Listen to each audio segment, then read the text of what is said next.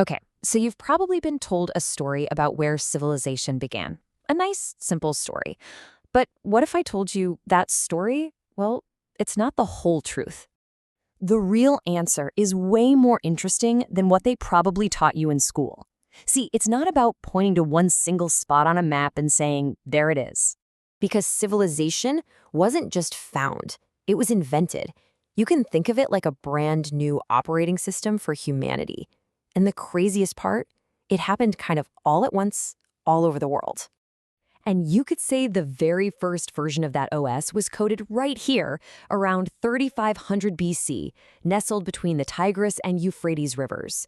Welcome to Mesopotamia. Right here in the city of Uruk, they had this incredible breakthrough. They asked, what if an idea didn't just vanish the second you said it? And so, with these little wedge-shaped marks pressed into wet clay, they created cuneiform. Think about that.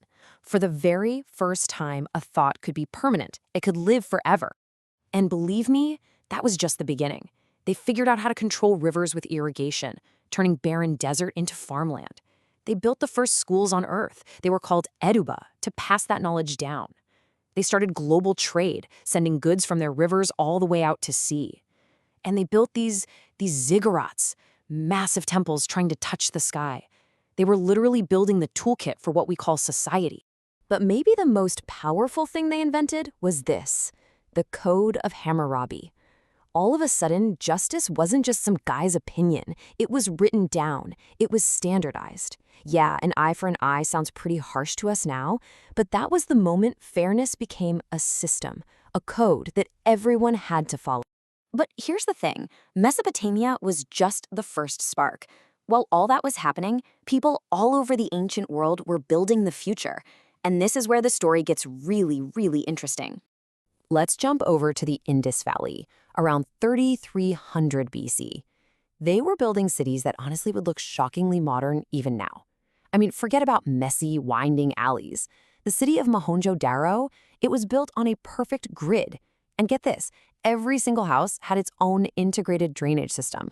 That's just mind-blowing. I mean, look at how organized this was. They had something called the Great Bath. It might be the world's very first public swimming pool. They built these enormous granaries to make sure nobody starved in a famine. They had standardized weights to keep trade fair. And they even had their own written language, the Indus script, which to this day, nobody can read. It's a complete mystery.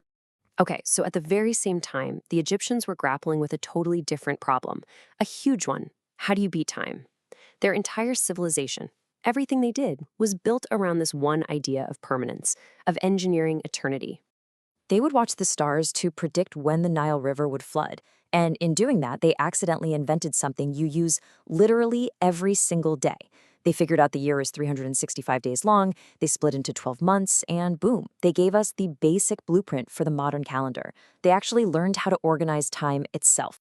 And way over to the east, along the Yellow River, you had the Shang dynasty. They were creating a culture that was just incredibly resilient. While other empires were rising and falling, they were perfecting things like bronze casting and unlocking a secret so valuable, so prized, that it would one day connect the entire world, silk. So, up until now, civilization was mostly about physical stuff, right? Bricks, water, food, silk.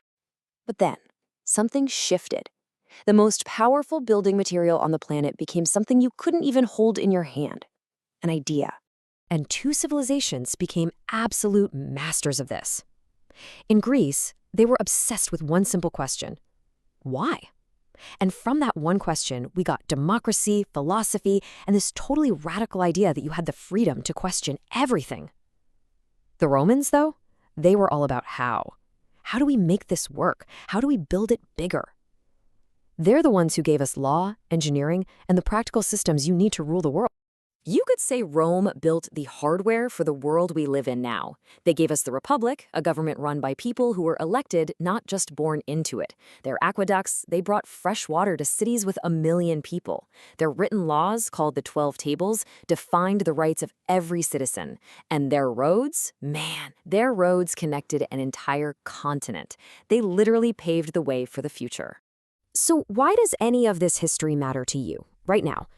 Well, because you don't live in a world that came after the ancient world. You live in a world that was built by it.